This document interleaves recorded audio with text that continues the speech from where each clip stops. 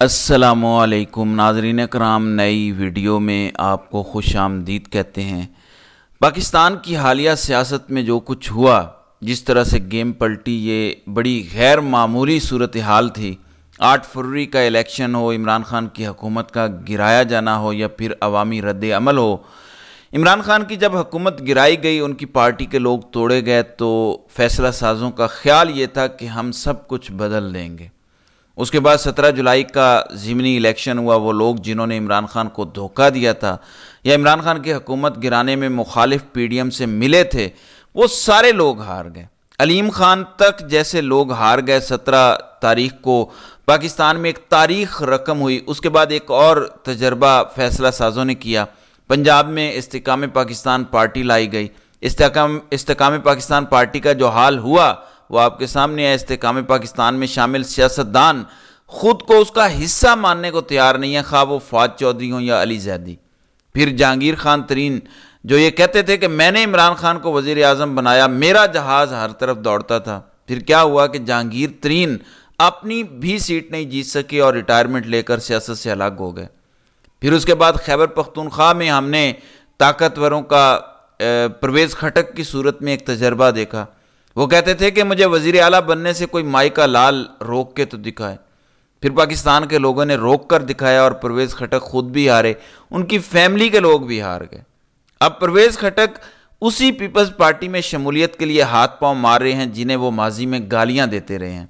तो peoples party के साथ मिलकर वो खैबर पख्तूनख्वा में जगह तो बनाना चाहते हैं, हालांकि उनकी केपीके में क्या हालत है वो सभी को पता है। अब ये सारे प्रोजेक्ट्स जर्नैलों के नाकाम हुए। फिर एक ख्याल ये था कि इमरान खान को जेल में डालेंगे तो इमरान खान फ़ौरन डील कर लेंगे। डील भी नहीं हुई। आपने कल की गुफ्तगू सुनी और वो इमरान खान के ऑफिशियल ट्विटर हैंडल से भी शेयर हुई। फिर कहा गया इमरान खान जेल में चले जाएंगे, पाकिस्तान के लोग उन्हें भूल जाएंगे। फिर कहा गया बल्ले का निशान छीन लेंगे तो मायूसी फैल जाएगी और ये इलेक्शन नहीं जीत पाएंगे। तो ताकतवरों के सभी तजर्बे नाकाम हुए। अब इमरान खान के लिए अच्छी खबर क्या है, जिस तरह वो डटे हुए हैं, पाकिस्तान में अपने लोगों के साथ मौजूद हैं, वो हस्पताल शिफ्ट नहीं हुए, लंदन शिफ्ट नहीं हुए। आपको याद है मरियम औरंगज़ेब कहा करती थी कि रोएं, चीखें, पिटें। वही वाली सूरत हाल इस वक्त मिलिट्री इस्टेब्लिशमेंट की हो चुकी है।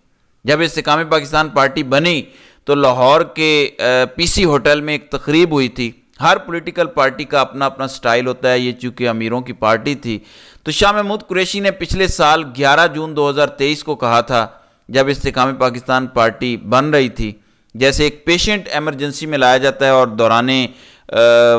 दौरान एमरजेंसी उसकी रस्ते में वफ़ात हो जाती है, उस पर डॉक्टर्स एक लाइन लिखते हैं कि डेड ऑन अराइवल, जिसका मतलब होता है कि ये पेशेंट जो है अस्पताल पहुंचने से पहले ही दुनिया से कूच कर चुका था। तो शाह महमूद कुरैशी ने इस्तेकाम पाकिस्तान पार्टी से मुतल्लिक कहा था कि डेड ऑन अराइवल।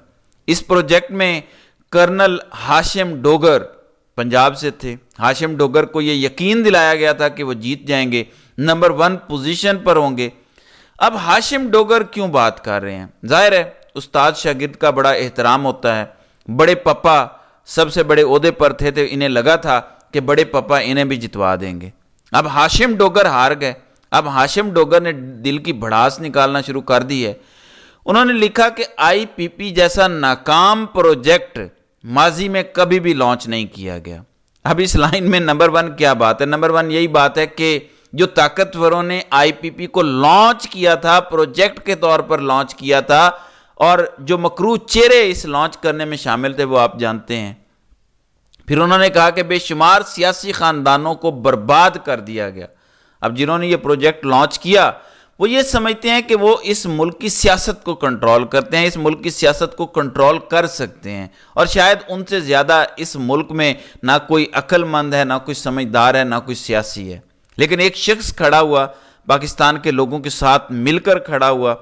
अब इन्होंने चीखें मारना शुरू कर दी हैं, जबकि सियासी खानदानों का मुस्तकबिल बर्बाद हो गया। ये बात दुरुस्त है। जिस तरह हमने 8 फरवरी को देखा, इलेक्टेबल्स फलां ख़ानदान जिसके साथ होंगे वह हुकूमतें बनाते हैं। लेकिन यहाँ पे हमने देखा जो ख़ानदान मुसलसल पिछले सालों में, पिछली दहाइयों में पाकिस्तानी सियासत पर छाए हुए थे, वो बाहर हो गए। लंगड़ियाल, नवानी, फलां ग्रुप अब ये मैटर नहीं करते। सियासी जमातें मैटर करती हैं, खा उनके पास बल्ले का निशान हो یا نہ ہو، اس سے فرق نہیں پڑتا۔ حالانکہ یہی ہاشم ڈوگر الیکشن سے پہلے کہتے تھے کہ ہوگا اس طرح سے کہ بہت سارے آزاد امیدوار ہوں گے، ان میں سے جو خوش قسمت جیت جائیں گے بہت سارے ان میں سے استحکام پاکستان پارٹی یا آئی پی پی میں شامل ہو جائیں گے۔ حالانکہ ایک بھی پی ٹی آئی کا ایم این اے یا ایم پی اے اس پارٹی میں شامل نہیں ہوا۔ ہاں، وسیم قادر ایک مسلم لیگ نون میں شامل ہوا جس کی کچھ اپنی وجوہات تھیں۔ تو یہ عمران خان کی ایک بہت بڑی کامیابی ہے۔ یہ ٹویٹ اس بات کا ثبوت ہے یا یہ اعلان ہے کہ پاکستان کی سیاست اب طاقتور نہیں بلکہ عمران خان طے کریں گے، اور وہ طے کر رہے ہیں۔ دوسری جانب عدالتوں سے یہ خبر ہے، بشرا بی بی کی ایک درخواست تھی جس میں بشرا بی بی نے استدعا کر رکھی تھی کہ ان کو بنی گالہ سے اڈیالہ جیل منتقل کیا جائے۔ اب ان کے وکلاء 2 دن پہلے تاخیر کا شکار ہوئے۔ ان کے مطابق شہر میں ناکے لگے ہوئے تھے، شہر جس پر وہ لیٹ ہوئے۔ اب اسلام آباد ہائی کورٹ نے ان کی وہ درخواست خارج کر دی تھی، لیکن انہوں نے ایک بار پھر چونکہ درخواست دائر کی تھی اور سرکاری وکیل عبد الرحمان نے بھی اس کی مخالفت نہیں کی، جس کے بعد اب اس درخواست کے حوالے سے فریقین کو نوٹسز جاری کرتے ہوئے عدالت نے 22 تاریخ تک حتمی دلائل طلب کر لیے ہیں کہ ان کو منتقل کیا جائے گا یا اڈیالہ جیل منتقل نہیں کیا جائے گا۔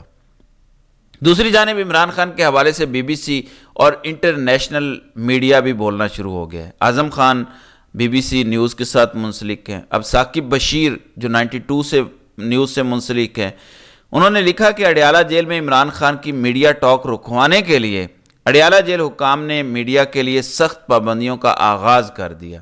اب اعظم خان جو بی بی سی کے ساتھ منسلک ہے، وہ لکھتے ہیں کہ غیر ملکی میڈیا سے وابستہ نمائندوں کو تو پہلے ہی جیل میں جا کے عمران خان کے ٹرائل کی کوریج کرنے یا ان سے سوال کرنے کی اجازت نہیں دی جا رہی، اب مزید یہ پابندیاں عائد کی جا رہی ہیں، یعنی انٹرنیشنل میڈیا پر وہ بتا رہے ہیں کہ ہمیں نہ تو کور کرنے دیا جا رہا ہے، نہ ہی وہ ہمیں سوال کرنے کی اجازت دے رہے ہیں۔ پھر انسداد دہشت گردی عدالت سے بھی یہ خبر ہے، یہاں پہ پاکستان تحریک انصاف کے اٹک سے رہنما طاہر صادق، راولپنڈی سے راجہ بشارت اور کچھ دیگر رہنماؤں کے خلاف کیونکہ مقدمات ہیں اور ضمانت قبل از گرفتاری کی درخواستیں ہیں، وہاں پہ فریقین کے دلائل تو مکمل ہو گئے، اور اس کے بعد عدالت نے فیصلہ محفوظ کر لیا جو تھوڑی دیر کے بعد سنایا جائے گا۔ ممکنہ طور پہ ہو سکتا ہے کہ جب یہ ویڈیو آپ کے پاس پہنچے تو تب تک یہ فیصلہ سنا دیا گیا ہو۔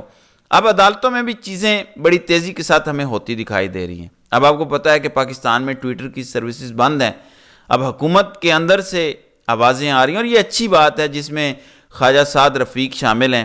ہم ان سے سیاسی اختلاف کر سکتے ہیں اور کرنا بھی چاہیے، لیکن انہوں نے یہ کہا ہے کہ ٹویٹر پر سے پابندی ختم کی جائے۔ نگران دور میں لگائی گئی اس پابندی کا کوئی فائدہ نہیں ہوا، جگ ہنسائی سے بچا جائے، سیاست کا مقابلہ صرف سیاست سے ہوگا۔ میرے خیال سے جینون ورکر کو یہی کرنا چاہیے، لیکن خواجہ صاحب کو ایک اور کام بھی کرنا چاہیے۔ پاکستان تحریک انصاف لاہور میں جلسہ کرنا چاہتی ہے ضمنی الیکشنز کے حوالے سے۔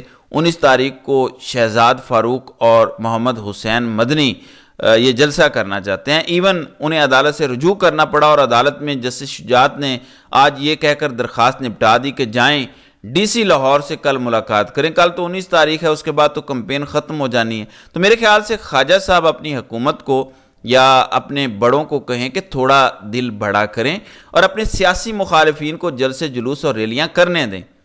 اب تو ضمنی الیکشن ہو رہا ہے۔ پھر ایک ڈیولپمنٹ رات کو ہوئی ہے، جنرل فیض حمید جو سابق D G I S I رہے ہیں، ان کے خلاف فوج میں ایک انکوائری کمیشن یا اعلیٰ سطح کی انکوائری قائم کی گئی، اور بتایا گیا ہے کہ ممکنہ طور پر جو ایک میجر جنرل ہیں وہ ان کا معاملہ دیکھیں گے، اور یہ عدالت کی ہدایت پر انکوائری کمیشن بنایا گیا ہے۔ ان پر ہاؤسنگ سوسائٹی کو لے کر الزامات ہیں۔ Top city housing society in کا نام ہے۔ بتایا گیا کہ اس ٹاپ سٹی کے مالک کو اغوا کیا گیا اور ان سے آئی ایس آئی نے زبردستی بھتہ وصول کیا۔ اب اس کا کیا نتیجہ نکلتا ہے یہ دیکھنا پڑے گا۔ بہت سارے لوگ کہتے ہیں کہ آج کل تو انکوائریاں اس لیے کی جا رہی ہیں تاکہ لوگوں کو کلین چٹ بھی مل جائے اور تاریخ کا ریکارڈ بھی درست ہو سکے کہ ہم لوگ بڑے نیٹ اینڈ کلین تھے۔ بہرحال تاریخ جو ہے وہ ہمیشہ جو ہے وہ درست سمت میں دھارا اس کا بہتا ہے۔ آپ جتنا مرضی جھوٹ ملا لیں، سچ بہرحال سامنے آ کر رہتا ہے۔ بہرحال دیکھتے ہیں کہ اس حوالے سے مزید کیا ہوتا ہے۔ تو ناظرین کرام، آپ کی اس ویڈیو کے حوالے سے کیا رائے ہے آپ اپنی رائے کا اظہار کامنٹ سیکشن میں ضرور کیجیے گا۔